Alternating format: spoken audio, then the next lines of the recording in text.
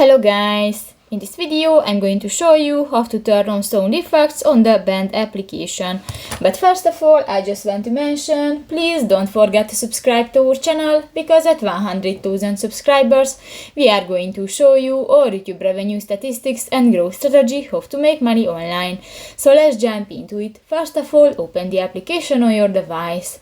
So that's the home screen, and you can find different buttons. New, just click to the profile icon at the upper right corner of the home screen and go to the second section, the notifications. Here you can find the third option, the sound, and actually I disabled that option, but if you want to turn on, click to the sound option and that's it. New, you can hear different sound effects when you use the app. So that's pretty much it for this video, guys. See you in the next one. Bye bye.